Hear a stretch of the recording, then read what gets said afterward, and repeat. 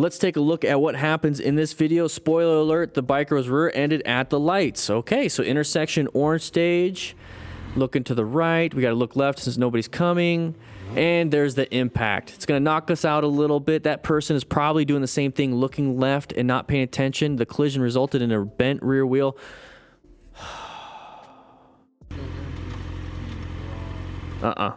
No bueno. No es bueno. He was able to ride home and since fixed the damage. Hey, very good. Let's take a look at what happens.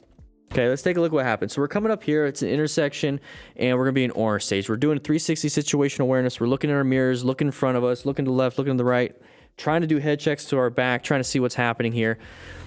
We're coming up. We're in a great position. Great position. We're right on the line. We're off to the side. We're not in the middle. We're looking left. We didn't even have time to really accelerate out of the way. The person hit us, okay? Person hit us, not good, not good. So what could we have done better? Nothing. This happens. It's a fender bender, just like if it was a car. There's nothing we could have done. Thankfully, it was just a very minor incident, even though it bent the rim. Imagine getting plowed into the back. That's what she said.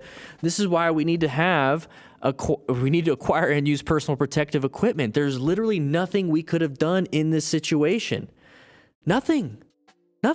It's sometimes that happens. Wear gear. Get some gear. That's it. That's the AAR. Grab some gear. Revzilla, links in the description. What are the common mistakes made by motorcycle riders? Whew.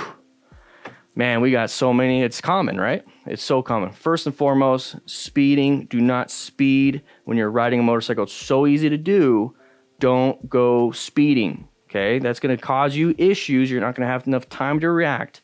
Our bodies are not meant to go this fast. They're not designed that. We can only take so much information in at a time, and we're hauling booty on a motorcycle where we have no roll cage, no real protection outside of gear, and that's just mitigating injuries. You're still going to have a ton of them if you slide into the side of a truck going 55, going through an intersection that's supposed to be 35.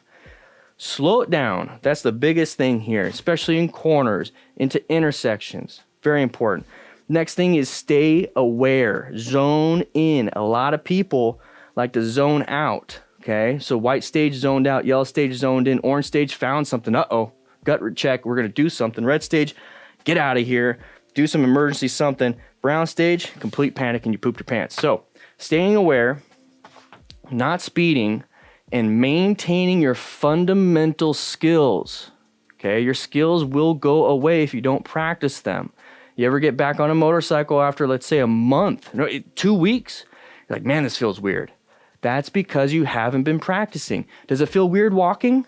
You walk every day, hopefully. Some people don't. You walk every day. Does it feel weird walking? Now, if you've gotten injured and you've been on crutches for 8 weeks, all of a sudden walking without crutches feels awkward.